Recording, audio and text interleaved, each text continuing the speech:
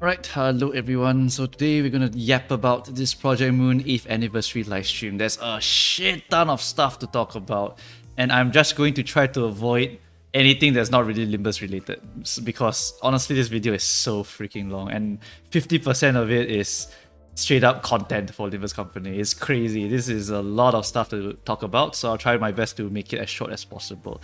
For example, we're going to skip a bunch of statistic stuff that you talk about at the start. We're just going to start off with the first banner that we're getting next week. So our first banner is going to be the Deviat Sinclair banner plus Asymmetrical Inertia Heathcliff. This one seems to be a time-killing, time-related E.G.O, so maybe we'll get some tremor-related stuff. And then we also have Sinclair over here, which is, well, you guessed it, it's probably going to be a Rodion-alike character. So it's going to have 15 potency, 3 count, as well as the scaling with the box. When you get the 30 stacks, you start killing yourself, and then you also have a retreat button on this character. So yeah, this Sinclair, I mean, I really kind of guess what he's going to be. Whether he's better than Talisman, that is going to be a different question. We will talk about that when he actually comes out, not now, right? Moving on to the next one is just a crap ton of Mirror Dungeon stuff. A shit ton. It's like 8 different topics about Mirror Dungeon. It's crazy. So I'm just going to make it as short as possible. Right. We will start off with the elaboration stuff. So he talks about all of these things reading off the slides. Now we talk about this starter buff mechanic change. So this is the first thing that's going to change. Starter buffs, right? We will not get E.G.O gifts, it seems. What happens is that he wants to encourage diverse keyword loadouts, but he wants to remove the meta progression stuff out of it. Meta progression in the current Mirror Dungeon, you have to go through the Mirror Dungeon progress tree outside, and then you have to go and select, oh, I want this starter gift, unlock poise, unlock charge, unlock blah blah blah.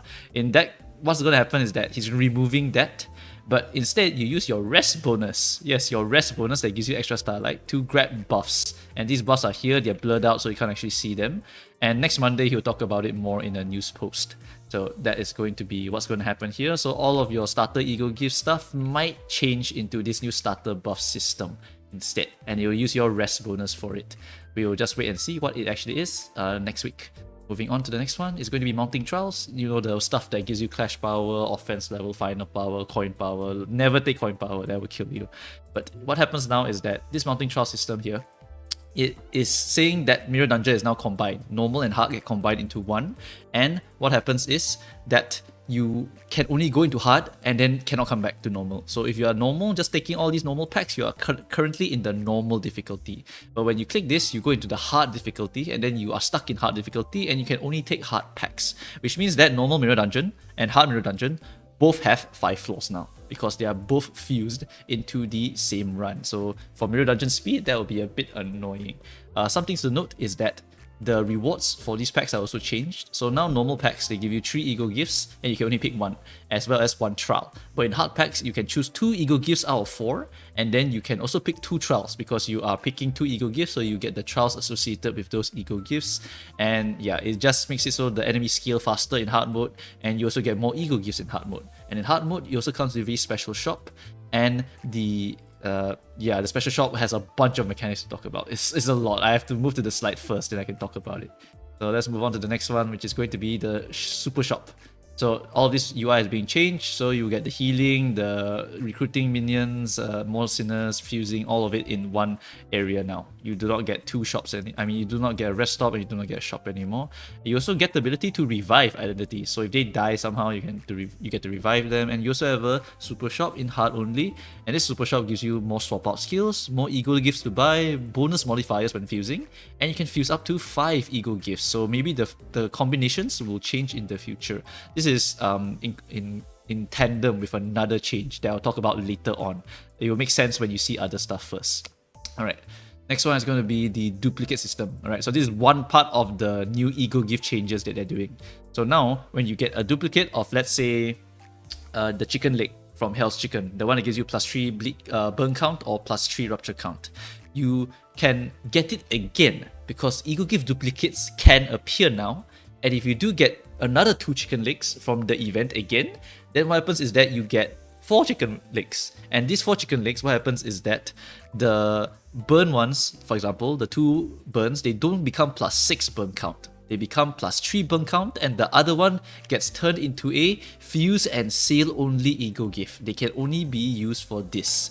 Right, so that is the interesting thing. Duplicates now exist. You can get the same event and you can pick the same ego gift. It's just that one of them will turn into a fodder. It can only be sold or it can only be fused. So that is interesting. If I can get 4 chicken legs, that's going to be pretty damn interesting. And after the chicken leg shit, he goes a bit off. I feel like the structure of this is a bit awkward, but he moves to abnormality battles. So you know, your Sun Shower Fox, your Hell's Chicken Boss, all of these guys can now appear in nodes. So you can actually fight an enemy and then it will appear as an abnormality. And if you win, you get 2 ego gifts. But the good news is that they did find a way to make it so that you can still avoid it. If you don't want to fight the Abnos, you get to see 2 tiles now instead of 1 tile only for the Mirror Dungeon run. And you can see whether the Abno's coming up and you think you can't win him or you don't want to fight him, then you just feel free to avoid him. So they are giving you agency to avoid by giving you more vision, right? So that's pretty nice. And with the addition of all this Abno stuff, we are also getting, of course, more team packs and more story packs based on Refraction Railway, based on story. Yeah, we're getting a bunch of these. Maybe we get the NV pack you to lay fight from Refraction Railway into the Mirror Dungeon. That will be interesting. And over here, we have the new Fusion Tree system. So this one is the part that makes all of this make sense. So we get Fusion and Sale only ego gifts. So they can be used for fusing in this Fusion Tree. The weaker Fusion ego gifts will be added so that you can fuse those two into one bigger, stronger ego gift, and you can fuse it and fuse it and fuse it and fuse it and so on. And they also added for Sale and Fusion only ego gifts, like straight up only. Like you get them and they cannot give you an effect. They are just there to sell or to fuse. So quite interesting. It feels like I can assemble Exodia with the way that they are creating all of this stuff. So yeah, there's a lot of interesting changes here. I just wish they put it all 3 together, so it kind of makes sense immediately. But yeah, once I looked at that, I was like, that kind of makes sense about all the previous stuff. New choice events, blah blah blah, doesn't really matter so far. Right, and also, now let's talk about all of the interesting stuff, which is at the 4502 over here. Right. So this part here, he talks about a lot of different systems that he wants to add in the future, like really far away, right? Achievement system, cool. Challenging the dungeon past floor 5. This part here was sick. When I saw this, I was like, yes, I can't believe I can bring my Lunar Memory snowball run with the glimpse of flame and the Carmilla and the contract all the way down into floor 10 or some shit. I just want to limit test, and hopefully you reward me for limit testing. Like give me some extra battle pass exp just for limit testing, then make that the most efficient way and I'll be super happy. Like yes, I want to test and I want to be rewarded for my testing. Alright, anyway, monthly identity rotations, recurring missions, various quality of lives, all of these are also going to be added. He said this a bit like passing, so not really too many details, but yeah, all this stuff is going to be added too. Moving on to the Dawn ID already. The Dawn ID is pretty interesting. If you deploy the Barber, the Priest, or the Princess identities, it changes her skills. And you can see it with this one picture here. She's literally using Gregor's Whip. Like, that is so cool. She's using her blood magic to make an example of Gregor's Whip, and she's whipping someone with it. It's just so damn cool. Look, the Paracel, this is for the defense skill. This is from Rodion, and having them in your party changes Dawn. So all of you exist to serve Don Quixote. This is very, very cool, and I can't wait to see what she's actually going to be when she's released. Surprisingly, Dawn is not the biggest thing to look at here. There's a lot more stuff to look at than just Dawn. But yeah, Dawn is transformative skills based on the IDs, and now he is going to talk about money. Kim Ji Hoon straight up says, I want more money. I'm not kidding. He actually says that in Korean. He wants to make more money. We are not making enough money, right? So, because the season and standard IDs, right, they are both 400 shards, it's a bit hard for him to get money. He legit says this. He legitimately says this. And for the purposes of making more money, again, this is a real thing said by this guy. We are planning to make it so that seasonal IDs become available in dispensary a week after release. Okay, this might suck, alright, this might suck. But F2P player, you get to wait 1 week. And you can still borrow if your whale friend allows you to borrow, right? So you still get to use the seasonal ID. And you still get to get the seasonal ID. It's just you have to wait 1 week. So it's just FOMO for 1 week. Like, whatever, just wait 1 week and then get it. If you have a big need, then feel free to contribute so that you can go and, I don't know, get the unit. And then after that, you can fund, I'm not kidding, the Limbus company ads, PVs, short episodes, and full-length movies in the future. So if you go and give this guy your money, he's going to make some crazy cutscenes and functions for Limbus. He's going to release more animations, and he maybe wants to make a movie. I don't know why he put the word movie in the actual thing. Like, it's crazy. This guy has some big dreams. But I mean, I didn't think I would live to see Project Moon collab with some certain company. So I mean, better to have dreams than not have dreams. But yeah, this guy, he wants all this money, and he's literally saying it to your face. I want your money so I can make this shit cooler. So yeah, I mean, that's Kim Ji Hoon, man. Right. So other ways that he's gonna try and get money, target extractions will now have you have the ability to get the past season IDs also. So if you want to get Otis, let's say this E.G.O over here, Dimension Shredder Otis, which was last season, which means you can't get it now, you can actually pull the target extraction, get to the pity, and spark the character, or hit it early and then you don't have to pity. So yeah, this is one of the ways that you're going to try to get people to spend money. And in the future, there might be team target extractions, Blade Lineage target extraction, right? So I mean, it's a bit scary when you saw that, and then you understand the motivations, then it's not so bad. But it still sucks, right, for F2P player, and I understand that. But still understand that this game, right now as it is straight up not a gacha game. Like, it's not a gacha game. There is no way you can consider this a gacha game. Like, yes, there's Lunashy, but I use the Lucy for stamina. Legit stamina, so I can farm every ID in the game with zero FOMO, okay? So this is not really a traditional gacha game because you can just get everything and you don't have to use your Lunashy except for one banner. So they can milk it more, and that will bring them a little bit more in line with other gachas, and it's still better than a lot of other gachas. So this is still within the realm of reason. Some people might come from the other Ruina or Lobotomy, then they see a gacha game, they're like, oh shit, gacha games, those are scary. Well, yes, it is, but as long as you are able to control your spending, just accept a bit of FOMO, you will be fine. You will be fine.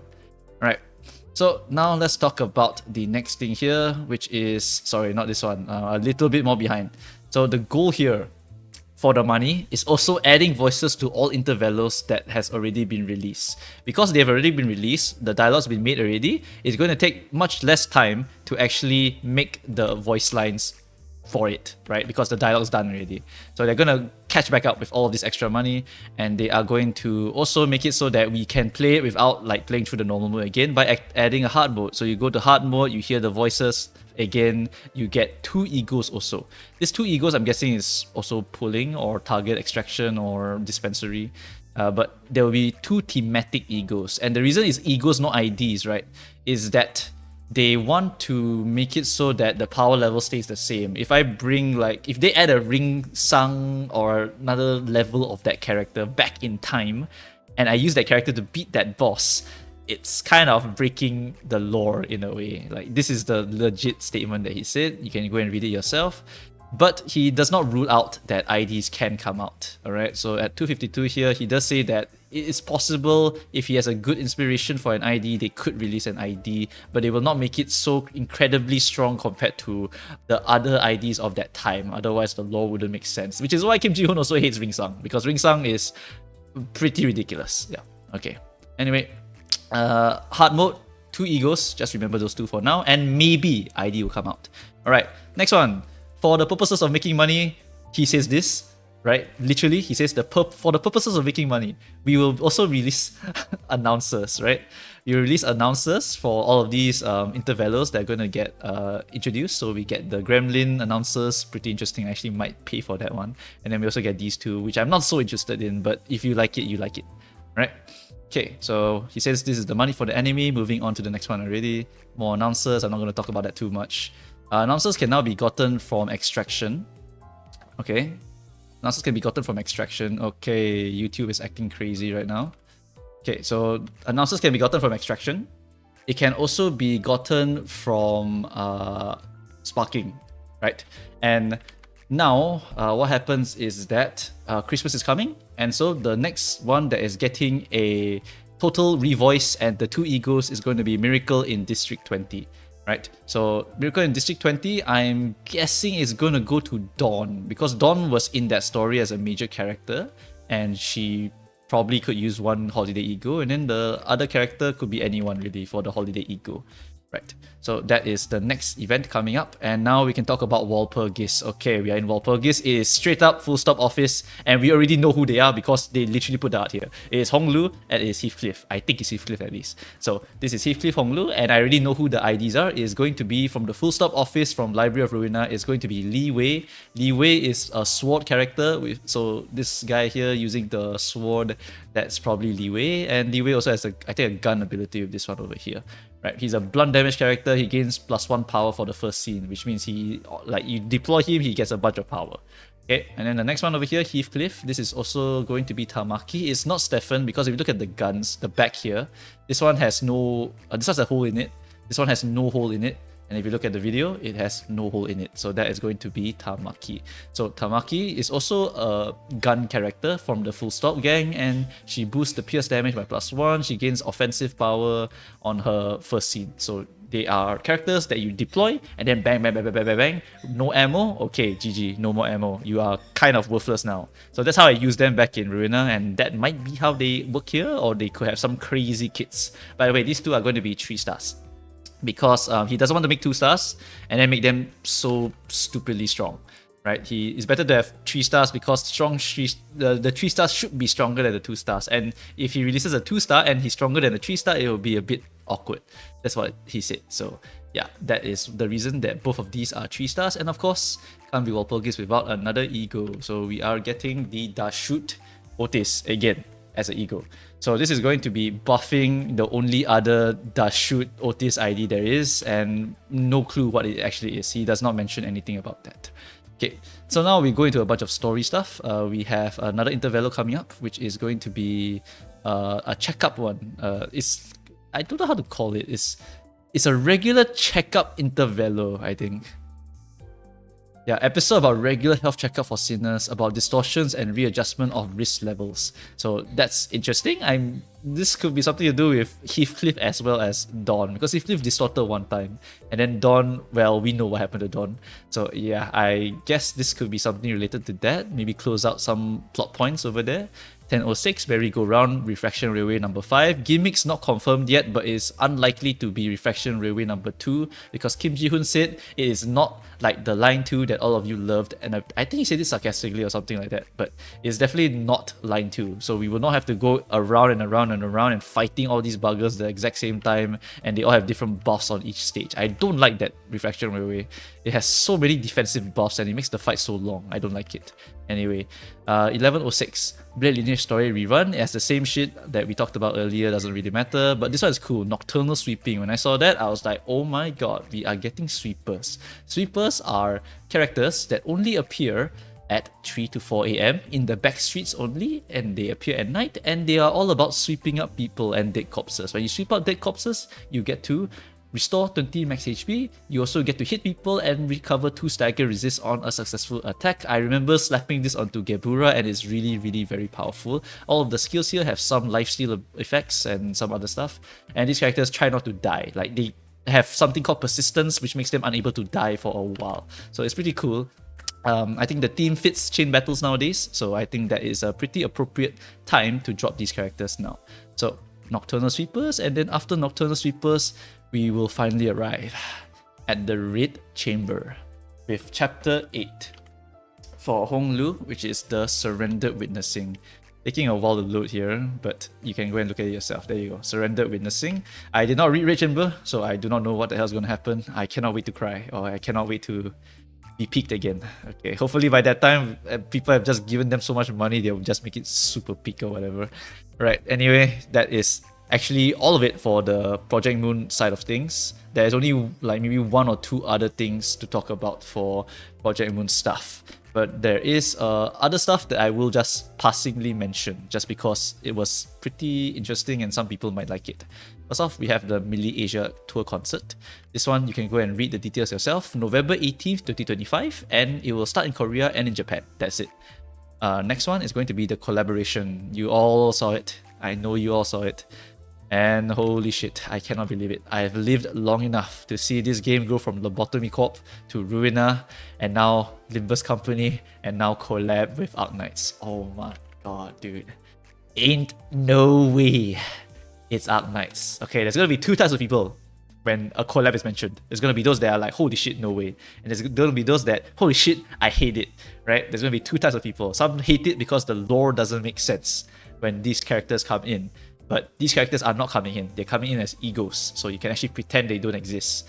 And another thing, they want to make money for more peak. So collabs, big money in collabs, really big money in collabs. So yeah, this was honestly not a shock to me. When I was coping collab because I heard that Mili console was happening, so it was most likely the first thing. But then when I saw the collab pop out, no way, dude, like no way. Also, here Ji Hoon is being very happy. He visited Hyperglyph and then he got his Lapland poster signed. Oh my god, signed by the this guy himself, Hai Mao. Hai Mao, the CEO, is it? CEO of Arknights, I think, yeah. Got signed personally by him. They traded some merch, really cool shit. Okay.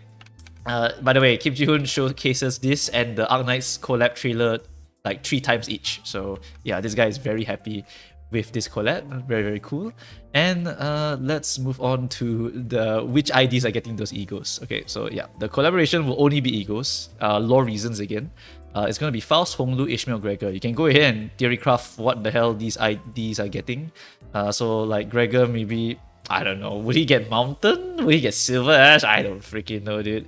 Like, there's so many things that could happen here. I hope one of them gets Cruise though. I want to hear Cruise in game. Just because I miss Crocodile. It's been a very long time since I played Arknights. Anyway, moving on from this 126, let's move on to the next part here, which is going to be very important term. Everyone must watch this. It's going to be that this is the first ever limited extraction for Limbus. So if you're new to gacha games, what happens is that every time there's going to be a very big event, really huge, and sometimes it's a collab, right? And a collab event is basically once in a year, basically. You collab once in a year, and then next year you might collab again if it went well, and then you just bring more units over, and then there's going to be the old units in the same pool, and yeah, you have to wait 1 year if you miss this, okay? So this is the ultimate FOMO, and this is gacha standard. So if you have played gacha games, this is normal. But if you have not played gacha games, this will seem ridiculous. Oh my god, if I don't pull this banner, I will miss these characters for 1 year. That is ridiculous. Yep. It is, but it is a gacha standard. So yeah, I mean, you just get used to it, honestly. You're in a gacha game now, guys. Okay. So yeah, the crossover stuff. This will be the first ever limited. Save resources. Good news, it happens next year. So you have 1 year to save. So that's the bright side of all this. Right? And an operator from Arknights will be featured and sold as an announcer. So yeah, maybe if I get Cruise here, I will literally cry. I'll go and pay money. Okay, anyway. Moving on to the next one. Okay, so that's the Arknights collab all elaborated. 4 E.G.Os plus 1 announcer happening next year. You have a lot of time. November next year, by the way. Oh, sorry, September, October next year. Yeah. Okay, moving on to this part here. We have the things that they are going to do in the long term, which is Transmog, which I was very surprised to see, but it's basically a term I know from World of Warcraft, where you can wear the skin of another character on another character. So Barber Otis here is wearing the skin of Dashut, and every attack here is going to be Dashut's animation. So if you use skill tree from Barber Otis, you get the skill tree bang bang bang from Otis, but it will be the same properties as your Barber Otis. So take note of that. This is good because it means that long animation characters get to swap it with low animation characters, and then you can make your mirror dungeon much faster. Or you can make your pretty characters appear here instead of your hated characters, for example, right? Okay, so that is a pretty cool system, but don't expect it anytime soon. It is still in very early research and development, and there's a lot of work to be done for this thing to be done, because there's a lot of different sinners, a lot of different coins. It's going to be quite tricky.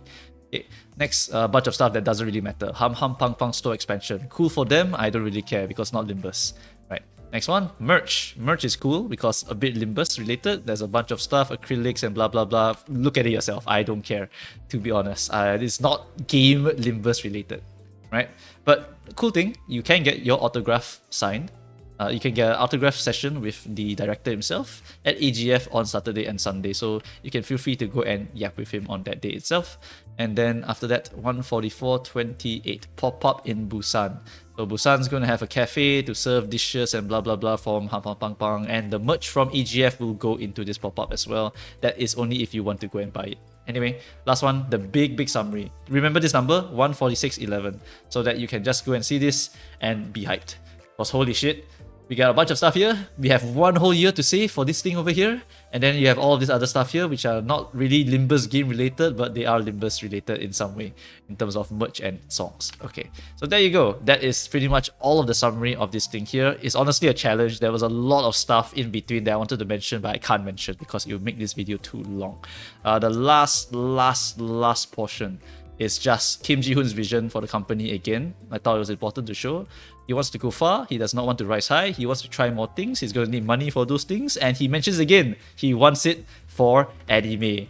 Anime, and more games and PVs and whatever. He needs more money to make more peak. So that is why the monetization happened, and I think he did say he understands some people will be angry. I'm not sure about that one. But anyway, I can forcefully make you guys happy. Look, I click this, and oh my god, 1300 Lunashy and 10 with a 3-star guaranteed pool. Oh my god, so good. Okay, there you go, right? So that's going to be the entire thing. So we get these pools over here, and we get a really big, exciting roadmap for the future. Oh my god, I can't believe it, dude. 2025, Arknights. I have 1 year to save, I already have 40k Lunashy in my pocket. As long as Walpurgisnacht does not screw me along the way, I should be good. And you guys should be good too, because this game is really F2P friendly. Just please don't anyhow spend that Lunashy, and you can totally F2P 1 year savings until you get there. And if you really want to, you can also not use your Lunashy to refresh your stamina if you absolutely 100% want to pull something from the Arknights collab. Alright, something to mention for Arknights collabs, right? If you are not a veteran of gacha games, they usually give one for free. So one of the 4 is free. And then after that, the other 3 are probably going to be pool only, right? So 3 things to pool, and then 1 thing to be free. Alright, so you only need enough to guarantee 3, which is honestly quite a lot. It's like 60k something, I think, in order to get all 3 of them. But that's only if you don't hit it early. So if you gamble and you win, then you just win, okay? So realistically, if you do probability, you don't need to hit 3 guarantees. You just need to hit maybe 1 or 2 guarantees, and then you have everyone. So yeah, unless you, I don't know, get the S-Go curse and you get like Philip Claire like 10 times or something, it's unlikely. It's a very unlikely scenario, but it did happen. So just know that statistics works like that. It's very unlikely to happen, but it may happen. It may happen. So just be a bit over prepared. At least save like 2 guarantees. And if you somehow don't hit, I'm so sorry. Okay.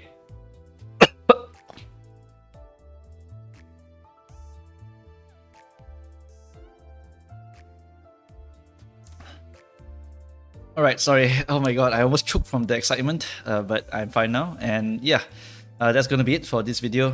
Thanks guys for watching, and leave your comments for anything else here that you want to be answered, any other stuff you're excited for. Just talk about it, guys. This is the peakest reveal I've seen in the entirety of this company's existence. I'm like, it's only going to get better with the Hongdu chapter. Oh my god, this is crazy. Arknights collab.